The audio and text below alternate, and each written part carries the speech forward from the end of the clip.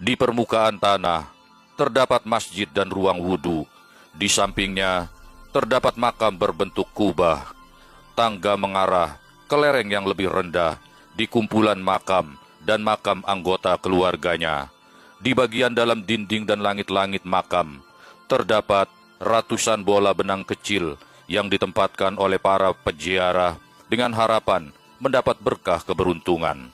Demikian tulis situs berbahasa Inggris atlasislamika.com menggambarkan keadaan makam nenek moyang klan Ba'alawi Yaman yang bernama Ahmad bin Isa al-Muhajir.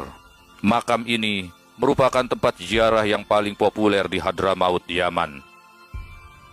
Menurut atlasislamika.com, kalangan peziarah wanita jauh lebih dominan mengunjungi situs makam ini karena juga merupakan tempat pemakaman seorang syekha atau seorang wanita suci. Atlasislamika.com lebih jauh menulis, Al-Muhajir wafat pada tahun 345 Hijriah. Namun demikian, versi lain menyebutkan beliau wafat pada tahun 307 Hijriah atau setara dengan tahun 924 Masehi di Al-Husaisah, sebuah kota antara Tarim dan Seiyun, Hadramaut. Makamnya yang hampir tak pernah sepi peziarah itu berdiri di atas bukit dan merupakan salah satu tempat pertama yang dikunjungi para pelancong di Hadramaut ketika mereka mengunjungi daerah tersebut. Tetapi pertanyaannya, benarkah itu merupakan makam Ahmad bin Isa al-Muhajir yang asli? Kontroversi ini menyeruak dalam diskusi beberapa waktu lalu di kanal YouTube pada Suka TV antara Gus Rumail dan Kiai Haji Imaduddin Usman Al-Bantani. Setelah melewati perdebatan yang keras, keduanya kemudian menyepakati 3 hal berikut ini. 1. Tidak ada catatan Ahmad bin Isa pernah ke kota Basrah, Irak. 2. Tidak ada catatan Ahmad bin Isa pernah ke negara Yaman. 3. Ahmad bin Isa tidak memiliki gelar Al-Muhajir. Berdasarkan konklusi tersebut, maka memperjelas bahwa makam Ahmad bin Isa yang berada di Hadramaut sebagaimana dikutip dari atlasislamika.com tersebut jelas merupakan situs makam palsu, mengingat tokoh yang disebut sebagai kakek moyang para Habib ini tidak pernah datang ke negara Yaman. Bahkan menurut Muhammad Yasin Al-Baranangi Al-Loqi'i dalam makalahnya yang beredar di jejaring WhatsApp, makam Ahmad bin Isa yang sebenarnya justru berada di kota Najaf Al-Ashraf, sebuah wilayah yang terletak di sebelah selatan Baghdad, Irak. Makam ini posisinya dekat dengan makam Imam Ali ibni Abi Thalib radhiyallahu an, tepatnya di komplek pemakaman Makbaroh Wadi As-Salam yang merupakan komplek pemakaman suci terbesar di dunia. Demikian juga klaim datuknya Ba'alawi makamnya di Husaisah, Seiyun, Hadramaut. Ternyata setelah di-cross-check oleh Nakib Indonesia dari keluarga Al-Adarisa Al-Hasani ke Nakib Irak, makamnya ada di selatan kota Baghdad. Dan bagi yang benar-benar keluarga Sayyid Al-Husaini yang asli, tentunya tidak akan asing dengan tempat ini. Karena kompleks makam ini sangat terkenal bahkan dekat dengan makam Imam Ali bin Abi Thalib. Iya benar, letaknya di kota Najaf Al-Ashraf, kompleks pemakaman Makbaroh Wadi As-Salam. Silakan bagi yang penasaran atau telanjur senang menuduh saya berbohong untuk dibuktikan ke Irak, tentu saja dengan meminta izin ke Nakib setempat, agar memperoleh petunjuk letak dan posisinya, mengingat beliau disemayamkan berdekatan tiap per blok keluarga. Makam Wadi As-Salam oleh PBB ditetapkan termasuk dalam peninggalan warisan dunia. Wadi As-Salam, yang secara harfiah diartikan sebagai lembah damai, adalah sebuah pemakaman Islam yang terletak di kota suci Najaf, Irak. Pemakaman itu meliputi area seluas 1.485,5 hektar, dan menjadi rumah bagi jutaan jenazah yang dimakamkan di sana, kurang lebih 6 juta makam. Indikasi kepalsuan makam Ahmad bin Isa ini semakin memperkeruh nasab klan para Habib Ba'alawi Yaman. Jika Ahmad bin Isa tidak pernah datang ke Yaman, lantas mengapakah klan Ba'alawi menyebut kakek moyang mereka berasal dari Hadramaut? Dalam laman wikipedia.org ditulis bahwa Imam Ahmad bin Isa dijuluki Al-Muhajir karena ia meninggalkan Basrah, Irak pada zaman pemerintahan Khalifah Al-Mu'tadid di Baghdad pada tahun 317 Hijriah atau setara dengan tahun 896 Masehi. Mula-mula Imam Ahmad hijrah ke Madinah dan Mekah melalui jalur Syam ke selatan. Disebabkan jalur langsung dari Irak ke Hijaz kala itu dinilai cukup berbahaya karena adanya kaum Qaromitoh yang kala itu membuat kekacauan di Mekah, bahkan berhasil mencuri Hajar Aswad. Kemudian pada tahun 318 Hijrah atau setara dengan tahun 897 Masehi, Imam Ahmad bin Isa memulai perjalanan lagi, yang kali ini dimulai dari Mekah menuju Yaman, dan kurang lebih sampai di Yaman sekitar tahun 319 Hijrah atau tahun 898 Masehi. Hijrahnya beliau dan keluarga karena sebuah alasan yang disebut para ulama sebagai ilham agar beliau mendatangi kawasan Yaman Selatan, yakni Hadramaut, yang kala itu masih didominasi kaum Ibadi. Wikipedia.org melanjutkan, menurut Dr. Muhammad Hasan Al-Aidrus, pengajar sejarah di Universitas Uni Emirat Arab, nama Al-Muhajir adalah sebuah gelar karena Al-Imam Ahmad bin Isa hijrah dari Basrah setelah kota itu menghadapi serangan massal dari kaum Khawarij dan pemberontakan orang-orang yang berasal dari Afrika. Apa yang ditulis Wikipedia.org agaknya menyimpang jauh dari kitab-kitab manuskrip dari ulama nasab abad ke-5 sampai abad 9 Hijriah. Diperoleh indikasi sangat kuat, gelar Al-Muhajir yang bermakna berpindah atau hijrah itu diberikan kepada Ahmad bin Isa sebagai sebuah alibi untuk mendukung klaim bahwa benar beliau telah hijrah ke Hadramaut, Yaman, sebagaimana tulisan di Wikipedia.org tersebut. Padahal tidak pernah ada sumber dari kitab primer yang mengatakan bahwa Ahmad bin Isa hijrah dari Basrah ke Hadramaut, Yaman. Jangankan adanya berita Ahmad bin Isa hijrah dari Basrah ke Hadramaut, bahkan berita tentang keberadaannya di Basrah pun tidak pernah ditemukan catatannya dalam sumber-sumber primer. Anehnya, gelar Al-Muhajir ini bahkan kemudian lebih terkenal dari nama Ahmad bin Isa sendiri yang lebih populer disebut sebagai Ahmad Al-Muhajir. Dalam kitab Uqud Al-Almas Alwi bin Tahir Al-Haddad sekitar tahun 1382 Hijriah berusaha mempertahankan sekuat kemampuan hujahnya bahwa Ahmad bin Isa itu memang bergelar Al-Muhajir. Sebagai tokoh yang berasal dari klan Ba'alawi Yaman, dia ingin menghancurkan kenyataan dan kebenaran bahwa gelar yang dicatat oleh para ulama nasab mulai dari abad ke-5 sampai abad ke-9 Hijriah untuk Ahmad bin Isa adalah gelar Al-Abah dan Al-Nafat. Hal ini juga ditegaskan oleh pakar filologi dari Universitas Airlangga, Profesor Dr. Menachem Ali. Sekali lagi, tidak ada gelar Al-Muhajir bagi Imam Ahmad bin Isa, yang ada adalah gelar Al-Abah dan An-Nafat. Bahkan diperoleh data penyebutan pertama dari keluarga Ba'alawi untuk Ahmad bin Isa dengan sebutan Al-Muhajir dilakukan oleh Ahmad bin Zain Al-Habsyi sekitar tahun 1144 Hijriah, yang berarti juga Zain Al-Habsyi ini adalah ulama abad ke-12 Hijriah. Jadi dengan demikian, gelar Al-Muhajir ini disematkan setelah 799 tahun dihitung mulai dari wafatnya Ahmad bin Isa, yakni sekitar tahun 350 Hijriah. Mengutip istilah dari persidangan Mahkamah Konstitusi atau MK terkait sengketa Pilpres tahun 2024, yakni TSM, kepanjangan dari terstruktur, sistematik, dan masif, maka demikian itulah yang dilakukan oleh klan Ba'alawi Yaman dalam mengkamuflase nasabnya nyaris sempurna tanpa cacat celah.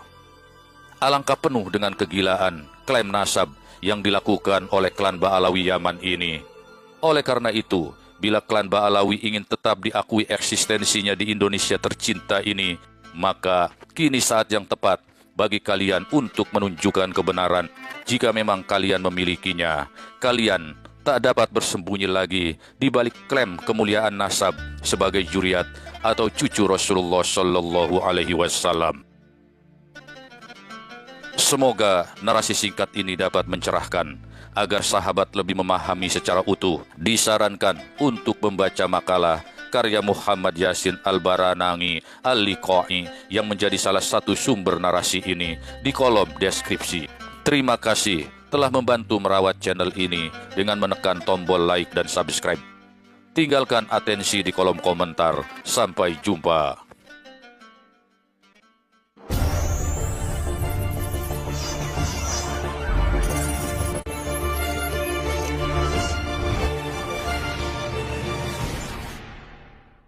Assalamualaikum.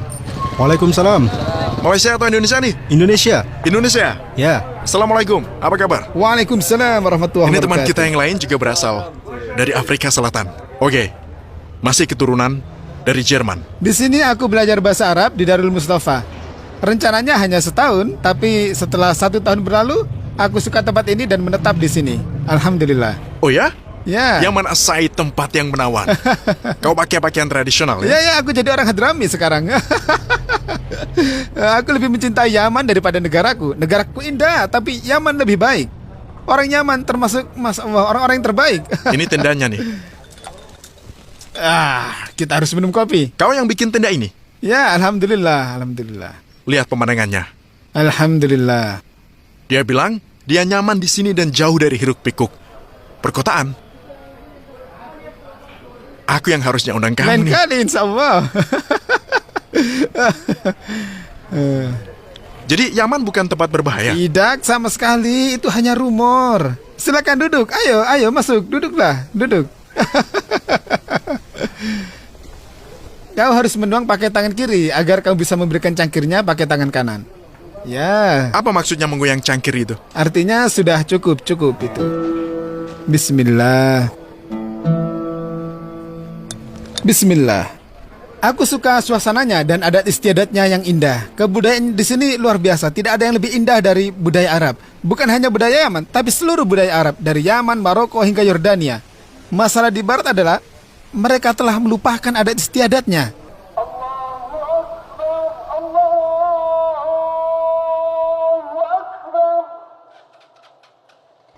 Ini Masjid Al-Mihdor terletak di kota Tarim, ibu kota kebudayaan Islam. Di sana terdapat 400 masjid. Inilah ibu kota kebudayaan Islam sepanjang masa dan seterusnya. Kita di Tarim sekarang. Kita bertemu pria ini secara kebetulan. Dia dari Afrika Selatan, di sini, di Tarim. Senang bisa ketemu. Assalamualaikum. Waalaikumsalam. Apa kabar bro? Alhamdulillah. Kamu? Aku baik. Jadi kau tinggal di Yaman? Betul banget, alhamdulillah. Jauh-jauh dari Cape Town? Jauh dari Cape Town, belahan bumi yang lain. Masya Allah. Kenapa kau pilih kota ini? Ini tempat yang spesial untuk menuntut ilmu. Karena itu aku ke Tarim. Sebelumnya aku di Mesir di Universitas Al-Azhar. Lalu aku datang ke Tarim untuk menekuni ilmu hati. Ini tentang spiritualitas agama, spiritualitas Islam. Kau tahu kita punya penyakit hati yang berbeda-beda. Misalnya marah, benci, sikap menghakimi, egois, dan sombong. Jadi Tarim adalah lingkungan sempurna untuk menata diri karena kau dikelilingi oleh orang-orang yang menjalani pembinaan dari generasi ke generasi. Berapa banyak kebangsaan sih di sini? Ada banyak bangsa orang dari seluruh dunia, dari Kanada, Amerika, Selandia Baru, Australia. Di kota ini? Di sini, kalau kau jalan lurus terus sampai ke Masjid Al-Mustafa, kau akan jumpa di sana. Sudah berapa lama kau di sini? Aku sudah 7 bulan.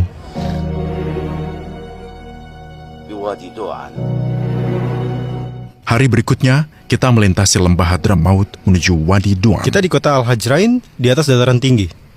Ini kota Al-Hajrain, terletak di ketinggian 950 meter. Tujuannya adalah dalam rangka menghindari banjir. Karena lokasinya ada di lembah. Dengan populasi sekitar 4.000, diakui sebagai kota yang strategis dalam sejarah kuno Yaman dari masa kerajaan Hadramaut sampai kekuasaan Himyarid. Kau kipernya? Tampak seperti sebuah pulau. Ada jembatan antar rumah yang menghubungkan tiap keluarga. Lihat tempat kita sekarang.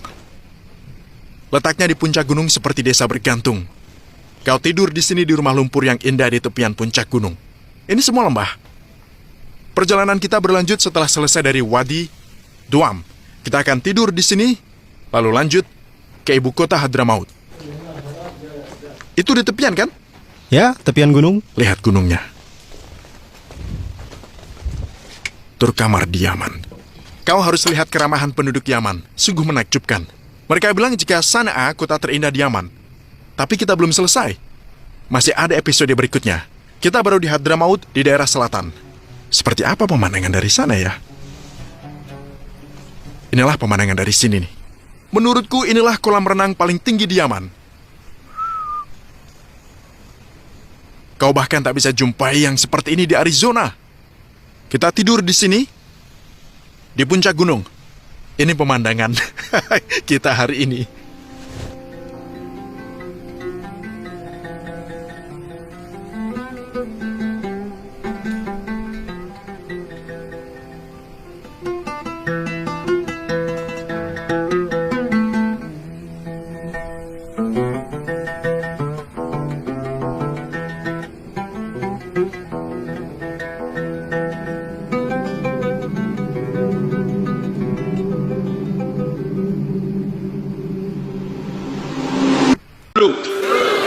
Katanya cinta Rasul kok mengkaji nasab.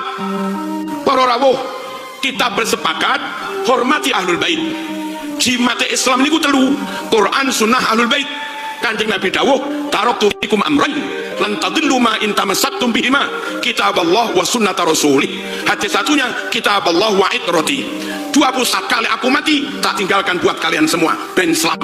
Dua pusaka ku lek mau cekeli jimat iku sampean selamat, tapi lek gak mau cekeli ciloko sampean. Satu hadis menyatakan Quran dan hadis, hadis satunya menyatakan Quran dan ahlul bait, keluargaku, anak putuku, tulung cekelono. Halo. Wong Islam nyekeli jimat teluwi selamat berorawo. Jimat pertama Quran clear.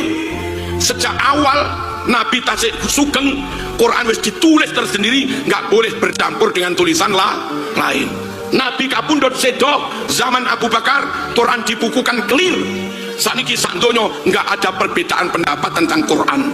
Organisasi NU Muhammadiyah boleh beda, Syafi'i, Hambali, Maliki, Hanafi boleh beda, tapi Qur'ane bodoh. Quran jimat pertama clear. Zaman Imam Bukhari hadis clear. Ada 100.000 hadis lebih. Imam Bukhari men-tracking. Apa men-tracking? Menelusuri, melacak, mentahqiq satu persatu para rawuh. Hadis iki sahih ora? Perawine tukang ngapusi apa ora? Perawine tukang gendaan apa ora? Perawine kadang ninggal sholat apa ora? Perawine duwe anak bojo rok-rokan cekak apa ora? Perawine mau lima apa ora? Wah, diteliti para rawuh. Perawine top, sambung setiap generasi, maka dinyatakan hadis itu sahih. Perawine tahu ngapusi jaran, corek. Ngoten Imam Bukhari neliti hadis, teko dengan perawi, ternyata perawi hadis itu pas ngapusi jaran. Jaran diceluk diming-iming suket. Yo moro wong diming-iming suket. Bareng jalane moro, suket diguang ra diwehne. Tampare di cekel, wah iki bahaya. Wong jarane diapusi. Lek dadi bojo niki mbok tuwek iso di apusi, bahaya. Iki lek dadi perawi iso-iso umat di apusi, corek para rawuh. Gara-gara hadis dijarah wa ta'dil, di-tracking, ditelusuri, dilacak, sing rasa ki buak. Dari 100.000 lebih hadis di Bukhari karek sekitar 4.000. Hadis si Sahih Muslim karek sekitar 4.000. Titik tapi mentes sahih tenan. Umat nggak ragu mengamalkannya, umat nggak ragu memeganginya. Wong sahih. Jimat pertama selesai dari dulu, jimat kedua selesai di zaman Imam Bukhari, jimat ketiga anak putu ini Nabi, sing lamun anak putu tenanan poti 100% disungkemi jan barokah tenan, ditawasuli ya ijabah tenan. Halo, kita baru barokah tenan. Nah sementara akhir-akhir ini karena nggak ada syarat kategori sopo keturunan Nabi sopo sing dudu, gampang wong ngaku-ngaku keturunane Nabi. Ya Arjuna ini kan putih ganteng, niki lamun gelem gamisan cobaan nggih kan wajahnya masuk wis niki kita lamun gelem cobaan gamisan kali tumbas teken karo nyekel tasbih kacamata ireng. Halo, minyak wangi loro teng mriki. Terus kalau belajar dididik gaya ini loh, akhi ukhti kif tayyib ya khair, tayyib antum ya khair, ya salam subhanallah ya khair, alhamdulillah astaghfirullah ya khair. Kudu belajar ngono. Gelem ngono lho wong kampung percaya diambungi tangane. Padha pengen ngalap barokah amplop masuk. Kandhani ra percaya. Nah jimat ketiga ini sementara sih campur-campur karena banyak orang ngaku-ngaku. Halo, maka beberapa pihak merasa perlu iki kudu dilakukan upaya pemurnian, seleksi. Yang Quran juga mengisyaratkan itu, wa yutahhirakum tathira. Allah sucikan kalian semua hai ahlul bait. Lelek dapur marzuki ngotot-ngotot nyantol nih jenenge dimasuk nih teng mriku kayak tibake keturunan kenarok niki ngotori nopo memurnikan gitu nih kan ngotori. Maka supaya keturunan ini panggah asli panggah murni, umat lek tabarukan yo barokah tenanan, umat lek tawasulan yo hasil kabul kajate tenanan. Maka upaya niki perlu paham napa mboten? Paham napa mboten? Dan nyuwun sewu, zaman itu wis 1446 tahun, wis suwe lho. Jenengan berikilah tiang Demak kali zamanin Demak Bintoro, zaman Mbah Fatah, sapa? Raden Fatah ngantos sakniki cara diitung wektune paling tasik 500 tahun. Waktu 500 tahun lho. Wong Demak wis kangelan. Aku iki keturunane Raden Fatah apa ora? Kuwi lho wis angel. Lah zaman Nabi ngantos sakniki kuwi ora 500 tahun, 1446 tahun. Lah yo angel to wong aku iki keturunan iki sakmono dawane lho. Kecuali gelem dikaji, kecuali gelem dibuktikan, kecuali gelem di tracking satu persatu nasabnya. Mbah canggahmu sapa iki, Mbah Yutin, Mbah Nuri maneh, Mbah Waring sapa iki biyen uripe tahun pira, sedane tahun pira, urip nanti oke sambung. Mbah Waring kalau Mbah Udek-udek kuwi sapa, kacek pirang tahun, sezaman apa ora, uripe padha ning Wonosobone apa sitok ning Maruko, sitok ning Wonosobo. Lah lek ora sambung, lek sambunge piye sambunge? Kudu dicek satu sampai sambung Nabi baru lolos tracking sejarah, lolos tracking nasab. Halo, kepengen yakin maneh dibuktikan secara DNA gennya niki padha napa mboten. Nah najan wis 1400 tahun luwih tibake genetiknya sama, nasab per generasi nggih sambung tenan, ada bukti bukunya, ada bukti sejarahnya. Terus nyuwun sewu cara karaktere masuk. Nabi jembar jojone piyambake yo jembar jojone, Nabi ganteng piyambake yo ganteng, Nabi pinter fatonak pol piyambake yo alim pol kados Said Maliki niku lho. Nabi sukune Quraisy, lah piyambake sukune yo Quraisy. Nabi margane Bani Hasyim, piyambake margane yo Bani Hasyim. Oke niki jan keturunannya Kanjeng Nabi. Perlu nih mengkaji niku ngaten niku para rawuh. Ojo lek tanpa kajian, jangan-jangan sing keturunan asli malah ora mok mahabbai. Sing dudu keturunan krana tampile jos malah mok mahabbai. Penting mboten pengkajian yo. Aduh. Penting napa mboten? Penting. Allahumma shalli ala sayyidina Muhammad. Jong mriki. Tapi ojo nesu. Ojo emosi. Sapa ngerti dari kajian itu jenengan yang selama ini dianggap keturunan Nabi lah terbukti keturunan tenan, bener no? Jangan melawan menentang kajian itu. Lek terbukti jenengan keturunan tenan, takzime mahabbai umat ini jenengan mundak mantep ora mamang, bener no? Lek tiba duduk keturunan ya aja gelo, mending nama saya dicoret dari situ, tapi keturunan ini menjadi murni daripada nama saya dipaksa-pasakan cantolkan di situ, tapi keturunan ini jadi campur aduk nggak karuan. Padahal pesan Quran wa yutahhirakum tathira. Gusti Allah pengen mensucikan kamu. Dong ora. Quran beres, hadis beres. Muga-muga masalah nasab niki ndang beres lan konco aparat aja wedi-wedi.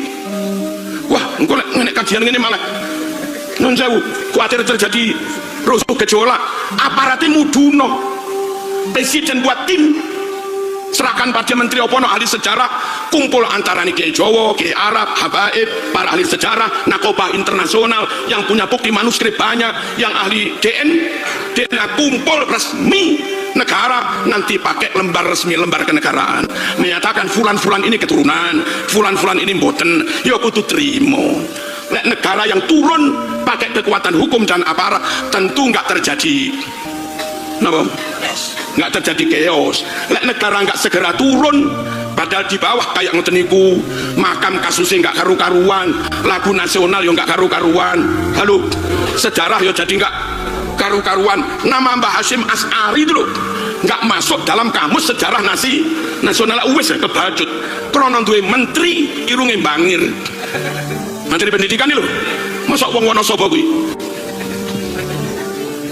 Apa nggak bahaya nih kalau diterus nih? Makam-makam yang palsu dikatakan ini pejuang, ini kalau dibiarkan, takut kita itu 200 tahun ke depan anak putri kita buta sejarah, nggak tahu itu palsu apa enggak. Orang lain bisa klaim Nusantara ini milik kami, pejuangnya nenek moyang kami itu, lihat makamnya itu. Kasihan anak cucu, anak pribumi nggak bisa menjadi tuan pemilik di negeri sendiri. Masa akan membeten? Halo, masa akan membeten? Seakan seorang muda, tidak perlu saya sebutkan namanya, sedang mengajar umat begini di Jakarta, tiba-tiba apa dia katakan? Diam semua, Nabi sedang masuk. Diam semua, Nabi sedang masuk. Semua diam, umat seperti terhipnotis, diam. Setelah itu Nabi sudah jalan, Nabi kirim salam kepada anda semua. Apa ini? Ini khurafat, minal makdzubah. Saya termasuk yang protes keras hal-hal semacam ini. Andai kata pun benar, menurut sejarah para aulia, tidak ada wali yang memamerkan kewaliannya. Tidak ada wali yang memamerkan kewaliannya. Tidak ada wali yang memamerkan kewaliannya. Apa di sini memamerkan? Mempertontonkan. Andai kata benar ada wali, andai kata benar ada wali yang melihat satu keajaiban sedemikian rupa, tak ada wali yang mempertontonkan keajaibannya di hadapan umat. Para aulia tawadu. Mereka justru menutup, enggak menjadikan fitnah. Itu yang pertama. Yang kedua soal mimpi-mimpi. Nah, dikit-dikit cerita mimpi ketemu Rasulullah. Tadi pagi habis coffee break bersama Rasulullah. Tadi malam makan malam bersama Rasulullah. Saya sering dengar berita-berita macam itu. Ini semua khurafat sengaja untuk menipu umat, menipu orang awam yang kurang pendidikan. Jadi bukan hanya di Malaysia saja yang tertipu, di Indonesia pun juga banyak yang tertipu.